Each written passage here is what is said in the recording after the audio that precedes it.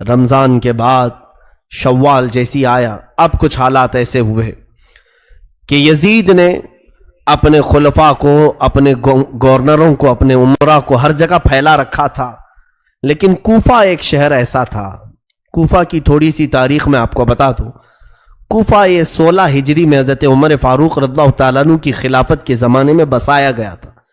شروع سے ہی یہاں پر حضرت علی کے چاہنے والوں کی کثرت تھی۔ مولا علی شیر خدا رضی اللہ تعالیٰ عنہ سے محبت کرنے والے بہت زیادہ تھے، اسی لیے حضرت علی نے بھی خلافت کو مدینے سے اٹھا کر کے کوفہ پہنچایا، اور حضرت علی کے زمانے میں دارالخلافہ، خلافت ہاؤس کوفہ میں ہی رہا۔ آپ کے انتقال کے بعد امام حسن رضی اللہ تعالیٰ عنہ بھی کافی دن کوفہ میں رہے، اور پھر آپ کو کوفہ والوں نے ہی زہر دے کر کے قتل کیا۔ حسن مجتبی رضی اللہ تعالیٰ عنہ کو، امام حسین کے بڑے بھائی، زہر دے کر کے ان کا قتل کیا گیا۔ امام حسن رضی اللہ تعالیٰ عنہ کے ساتھ بھی اور حضرت علی کے ساتھ بھی غلط ہوا تھا کوفہ میں، لیکن وہاں کے لوگ اب بھی اسی بات کے قائل تھے کہ ہم اہل بیت کے ساتھ ہیں، رسول اللہ کے گھر والوں کے ساتھ ہیں۔ جب کوفہ والوں کو یہ معلوم ہوا کہ یزید خلیفہ بن چکا ہے، امیر معاویہ کا انتقال ہوا، تو وہ لوگ امیر معاویہ کو بھی پسند نہیں کرتے تھے۔ اب یزید بیٹھ گیا تو اور دشمنی میں جلنے لگے، کہا کہ ہم امیہ خاندان کو ہی نہیں پسند کرتے، خلافت کے حقدار تو علی کے گھر والے ہیں، حسین ابن علی کو چاہیے کہ وہ خلافت کا اعلان کرے، اپنے خلیفہ ہونے کا اعلان کرے۔ تو کوفہ والوں میں آپس میں یہ میٹنگیں ہونے لگی، ہم تو یزید کو خلیفہ نہیں مانیں گے۔ تو ان لوگوں کا کہنا اپنی جگہ پر صحیح تھا، یزید کو کیسے خلیفہ بانے۔ اس وقت نعمان بن بشیر وہاں کے گورنر تھے، صحابی رسول ہیں۔ نعمان بن بشیر یزید کے گورنر بن کر کے تھے، تو کوفہ والوں کا ایسا سلوک تھا کہ نعمان بن بشیر کے پیچھے بھی نماز نہیں پڑھتے تھے کہ یزید کا گورنر ہے، نہ عید پڑھنے کے لیے جاتے تھے۔ جب یہ حالات ایسے ہوئے اور کوفہ والوں کو یہ معلوم ہوا کہ امام حسین نے بھی یزید کی بیعت سے انکار کر دیا ہے اور مدینہ چھوڑ کر مکہ آ چکے ہیں، تو پھر کوفہ والوں کو ایک اور سہارا ملنا، یعنی ایک امید جاگ گئی، ان کو ایسا لگا ایک سہارا مل جائے گا، اور یہ سوچا کیوں نہ ہم امام حسین کو یہاں بلا لیں، کیونکہ ہم بھی یہ چاہتے ہیں کہ یزید خلیفہ نہ ہو۔ امام حسین آئیں گے تو ہم دل و جان سے ان کو خلیفہ بنائیں گے اور ان کے ہاتھ پر بیعت کریں گے۔ یہ معاملہ پیش آیا تو کوفہ والوں نے آپس میں میٹنگیں شروع کی، دن رات میٹنگ ہوتی تھی کہ حسین ابن علی کو کیسے بلایا جائے۔ بعد میں طے ہوا کہ ہم معزز لوگوں کے ذریعے سے خط بھیجتے ہیں مکہ اور امام حسین کو طلب کرتے ہیں۔ تو خط جو ہے آنے شروع ہوئے شوال میں، خط آنے شروع ہو گئے شوال میں۔ کوفہ والوں کے پہلے 3 خط آئے، اس میں لکھا گیا تھا کہ اے علی مرتضیٰ کے شہزادے فاطمہ کے لاڈلے حسین، ہم نے سنا ہے کہ آپ نے یزید کی بیعت کا انکار کیا ہے اور آپ مکہ آ چکے ہیں، لہٰذا ہم یہ چاہتے ہیں کہ آپ کوفہ آ جائیں۔ کوفہ آپ کے والد گرامی مولا علی شیر خدا کا دارالخلافہ تھا، آپ اسی خلافت کو آگے بڑھائیں، ہم سب آپ کے ساتھ ہیں۔ ان خطوں میں لکھا ہوا تھا، اور حضرت عبداللہ بن زبیر وہاں پر تھے، امام حسین کو انہوں نے کہا ان خطوں پر آپ بھروسہ مت کریں۔ اسی شام کو 300 خط اور آئے، کوفہ سے 300 خط آئے، مہر بند اور معزز لوگوں کے وہاں پر مہر تھی، دستخط تھے کوفہ والوں کے۔ جب امام حسین کے پاس خطوں کا سلسلہ جاری ہوا، 300 کے بعد روایتیں ہیں 1000 کی تعداد میں خط آنے شروع ہو گئے۔ پورے کوفہ والوں کی ایک ہی بات تھی کہ حسین ہمارے پاس آ جائے، امام حسین ہمارے پاس آ جائے۔ حضرت امام حسین کو بلانے کی اور ان کو دعوت دینے کی یہ مہم بہت زور پکڑ لی، طول پکڑ لی۔ اس کے بعد امام حسین نے اپنے گھر والوں سے مشورہ کیا، کیا ہم مکہ میں ہی پوری زندگی کاٹ دیں یا پھر کوفہ جائیں؟ کوفہ جا کر کے ہم دیکھتے ہیں۔ تو سارے لوگوں نے کہا کہ کوفہ نہ جائیں۔ وہ لوگوں نے حضرت علی کے ساتھ بھی اچھا معاملہ نہیں کیا، امام حسن کے ساتھ بھی اچھا معاملہ نہیں کیا۔ امام حسین پھر خاموش ہوئے۔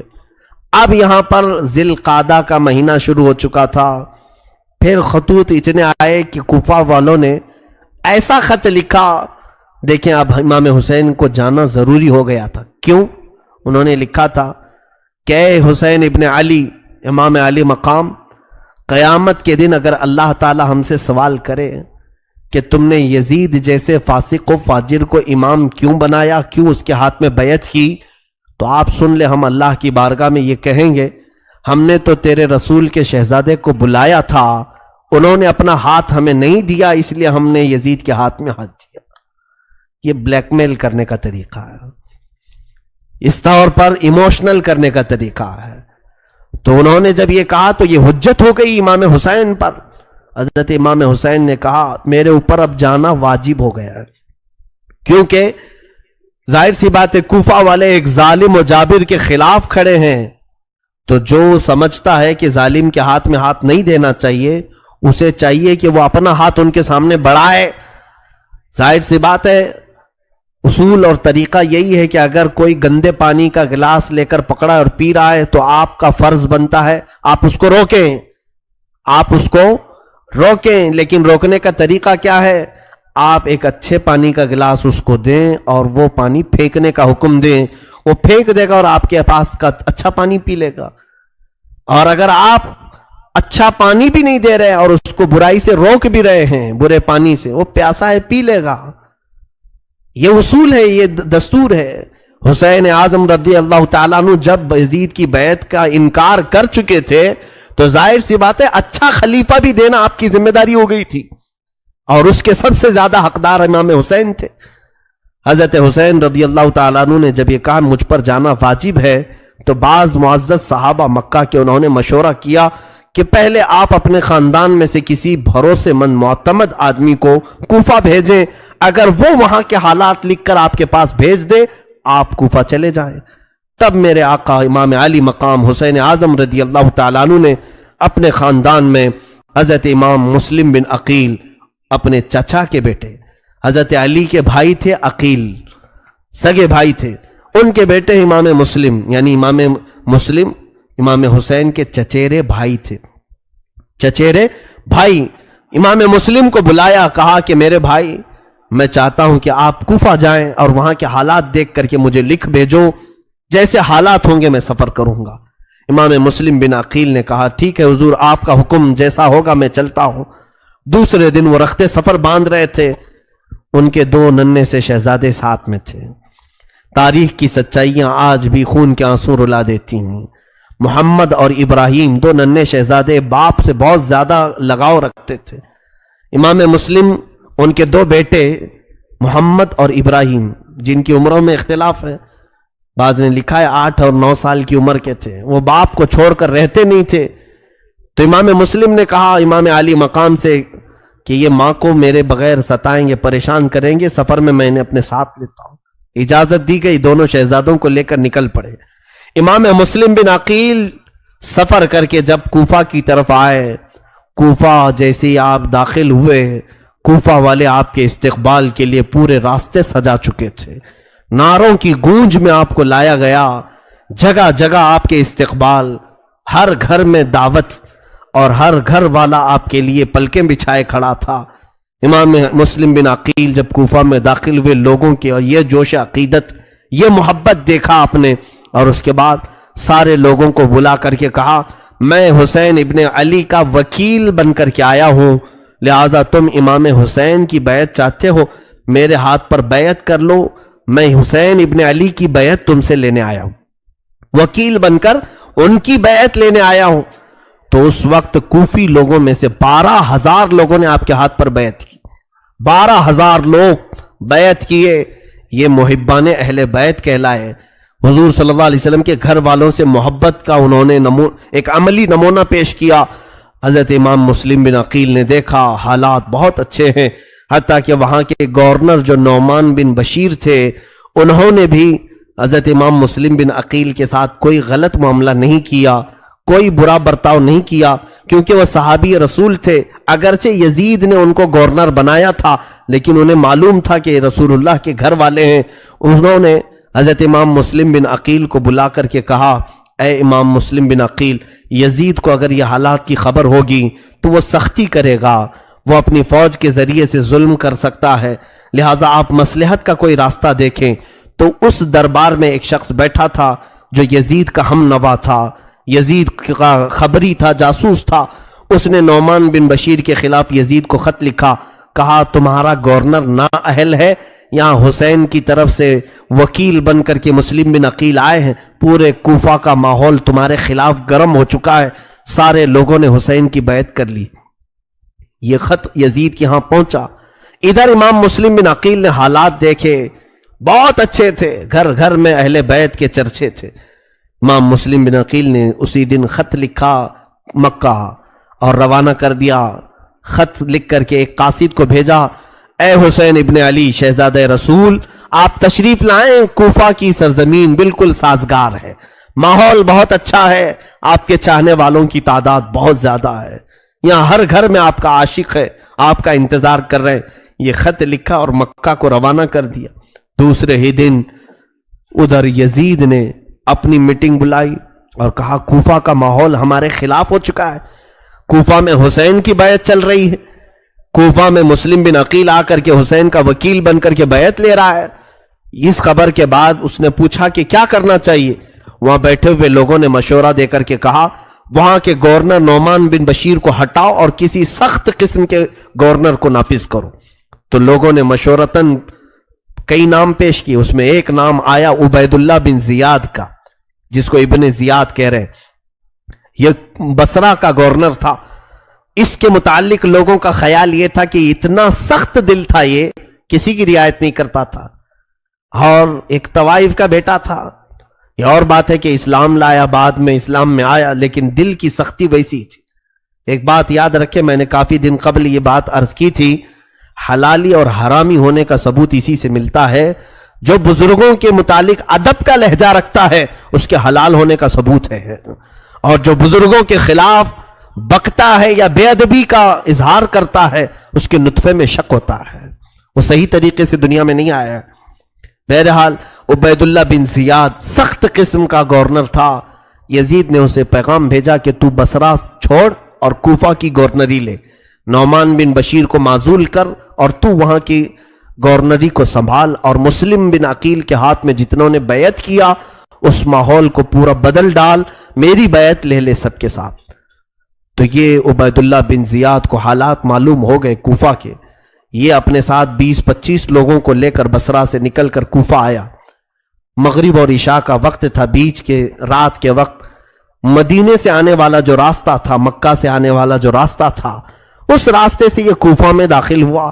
لوگوں کو ایسا لگا کہ امام حسین آ گئے ہیں، امام حسین آنے والے تھے کیونکہ خط بھی جا چکا تھا۔ امام مسلم بن عقیل نے بلا بھی لیا تھا امام حسین کو، تو لوگوں کو لگا کہ امام حسین آ گئے، اور یہ حجازی لباس بھی پہن کر کے عبید اللہ بن زیاد مکار، دھوکہ دینے کے لیے، اس لیے کہ اگر یہ کھلے عام آتا تو اس کو پکڑ کے مارتے، لوگ داخل ہونے نہیں دیتے کوفہ میں۔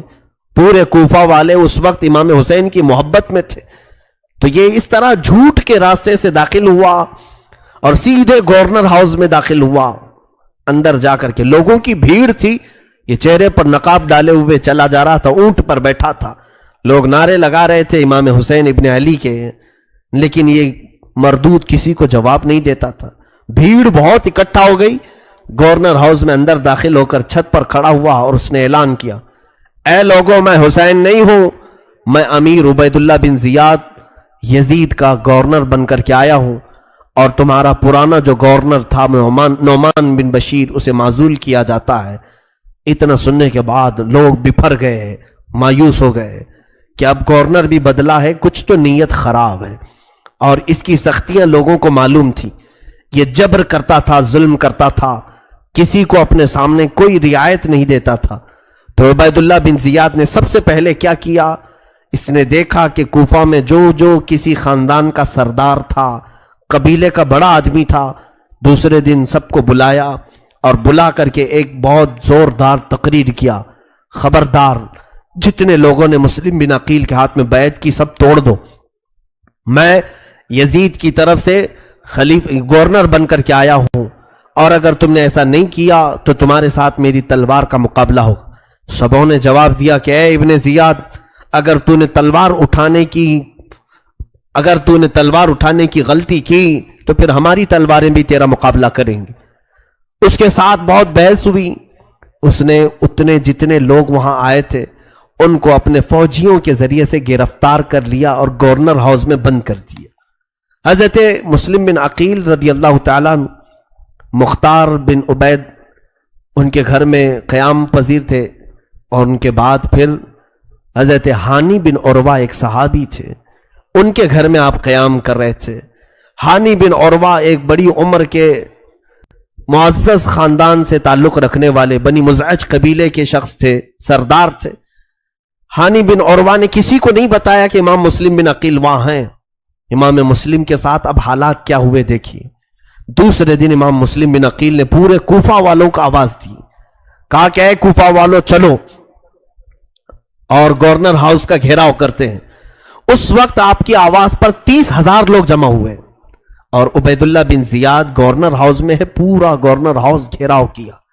امام مسلم بن عقیل اگر صرف ایک اعلان کرتے تو اینٹ سے اینٹ بجا دیتے، اسی دن اس کا خاتمہ ہوتا، لیکن یہ اہل بیت کا گھرانہ ہے، خون پسند نہیں کرتے، اور خاص طور پر مسلمانوں میں کیسے پسند کریں۔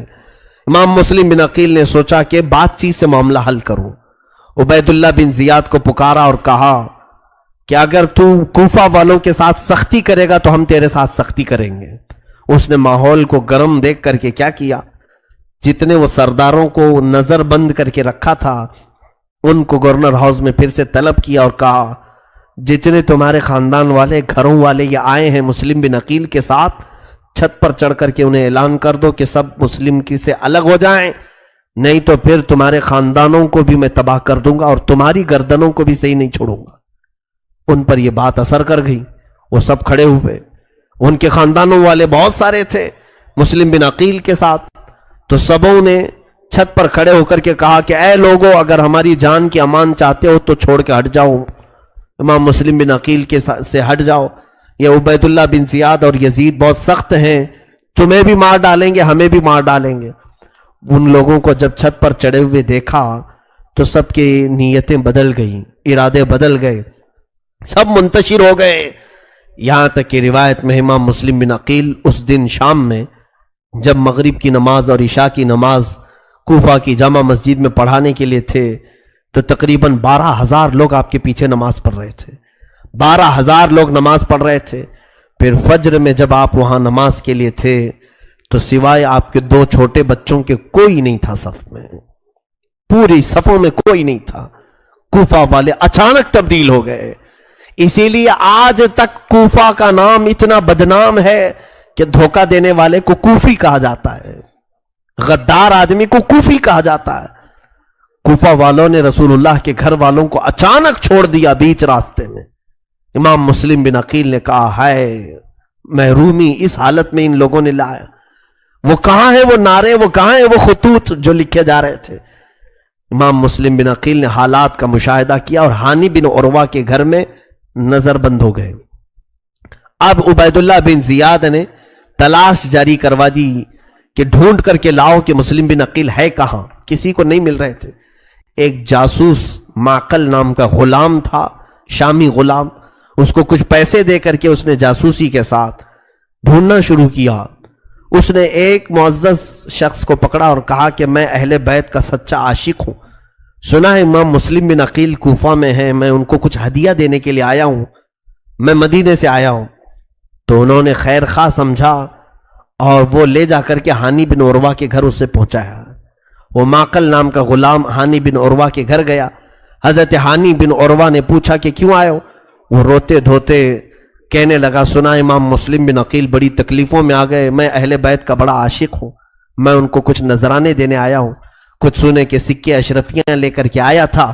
ہانی بن عروہ نے اس کو بھی محب اہل بیت سمجھ کر اندر لے گئے، خاص کمرے میں امام مسلم بن عقیل سے ملاقات کروائی۔ علم نہیں ہوگا کون بتائے گا، لیکن جب وہاں پہنچے سلام کیا تو اس نے جواب نہیں دیا۔ ہانی بن عروہ کو سیدھے اس نے چلانا شروع کیا، جبکہ وہ صحابی تھے۔ ہانی بن عروہ، کیا تجھے معلوم نہیں کہ تو امیر المومنین کے خلاف بغاوت چھیڑ رکھا ہے؟ تو اپنے گھر میں ایک باغی شخص کو پناہ دے رکھا ہے اور وہاں پر میٹنگیں کرتا ہے، لوگوں کو اکٹھا کرتا ہے، ہمارے خلاف لڑنے کے لیے طاقت جمع کر رہا ہے۔ وہ بکتا گیا۔ ہانی بن عروہ نے کہا نہیں، میں ایسی کوئی سازش میں شریک نہیں ہوں، ہاں البتہ بن عقیل وہ رسول اللہ کے گھر والوں میں سے ہیں، اگر وہ مہمان بن کر میرے گھر میں آئے ہیں تو میں انہیں مہمان ٹھہراؤں گا اور میں ان کی خدمت کروں گا۔ اس نے کہا ہانی تم مسلم بن عقیل کو ہمارے حوالے کر دو، ہمارے حوالے کر دو۔ ہانی بن عروہ نے کہا میری پوری زندگی ختم ہو جائے مگر میں اپنے ہاتھوں سے امام مسلم کو تیرے حوالے نہیں کروں گا، تیرے حوالے نہیں کروں گا۔ امام مسلم بن عقیل کو حوالے کرنے سے انہوں نے انکار کیا تو عبید اللہ بن زیاد نے کہا ہانی تمہیں معلوم نہیں میرے تلوار کی سختیاں؟ ہانی بن عروہ نے کہا اگر تیرے تلوار کی سختیاں ہیں تو میرے گھر کے افراد بھی تیری اینٹ سے اینٹ بجا دیں گے، میرا قبیلہ بہت بڑا ہے، ہمارے خاندان کے لوگ یہاں پر سب حاضر ہو جائیں گے۔ اس نے ہانی بن عروہ کو نظر بند کر دیا، قید کر لیا اپنے اندر۔ ان کے چہرے پر چھڑی سے اتنا مارا گیا تھا کہ زخمی ہو چکے تھے، پورے لہو لہان ہو گئے تھے، ان کی عمر تقریباً 80 سال کی تھی، اتنا زخمی کر کے انہیں نظر بند کر دیا۔ دوسرے دن کوفہ میں یہ بات مشہور ہو گئی کہ ہانی بن عروہ کو قتل کر دیا گیا ہے۔ ان کا جو بڑا خاندان تھا وہ سب جمع ہو گئے گورنر ہاؤس پر، آ کر کے انہوں نے حملہ کیا، کہا ہانی بن عروہ ہمیں چاہیے۔ عبید اللہ بن زیاد نے پھر مکاری کی، قاضی شریح جو اس وقت کے مشہور قاضی تھے ان کو بلایا اور کہا کہ ان لوگوں کو گواہی دو۔ قاضی کی گواہی سارے لوگ مانتے تھے، قاضی کہہ دے چاند ہے تو چاند ہے، قاضی کہے عید ہے تو عید ہے۔ کہا کہ تم سب کو کہہ دو کہ ہانی بن عروہ زندہ ہیں اور قتل نہیں ہوا ہے، ان لوگوں کو منتشر کر دو۔ قاضی شریح حضرت ہانی بن عروہ کو دیکھنے کے لیے آئے، ان کی حالت بہت گمبھیر تھی۔ وہ آ کر کے باہر قاضی شریح نے اعلان کیا، ان کے دل میں نہیں تھا لیکن عبید اللہ بن زیاد کی سختیاں ایسی تھی کہ ان کے خاندان والوں سے کہا کہ ہانی بن عروہ محفوظ ہیں، قتل نہیں ہوئے۔ قاضی کی گواہی سن کر کے سب منتشر ہو گئے، چلے گئے۔ کسی مصلحت کی بنا پر عبید اللہ بن زیاد نے ان کو گورنر ہاؤس میں رکھا ہے، یہ دھوکہ دیا گیا۔ اب ہوا یہ، امام مسلم بن عقیل کو جب خبر ہوئی کہ ہانی بن عروہ کو اس نے گرفتار کیا ہے اور حالات بہت خراب ہوتے جا رہے ہیں، دوسرے ہی دن اس نے اپنے مکر کو ایسا کیا کہ وہ قبیلہ بنی مزعج کے لوگ سب منتشر ہوئے تو تقریباً کوفہ کے بڑے خاندانوں کے بڑے 12 لوگوں کی گردنیں کاٹ کر ان کے گھروں کے پاس پھینک دیا۔ پورا کوفہ سہم گیا، ڈر گیا، بڑے بڑے لوگوں کی گردنیں پڑی ہوئی ہیں نالیوں میں، گٹروں میں۔ خوف کا ماحول قائم کیا، یہ ڈر کا ماحول قائم کیا، سب گھروں میں دبک گئے، گھروں کے دروازے بند تھے، مارکیٹ بند تھی، چکے تھے، بند کر دیتے کہیں یہ ہمارے گھر میں آئے تو آفت نہ آ جائے، ابن زیاد کی سختیاں ہمارے ساتھ نہ آ جائے۔ میرے عزیزو، دنیا اتنی تیزی سے بدلتی ہے، بولا نہیں جا سکتا۔ مطلب کے لوگ ہوتے ہیں، منہ پر تعریف کرنے والوں پر کبھی یقین نہ کرنا کہ یہ تمہاری موت تک ساتھ رہنے والے۔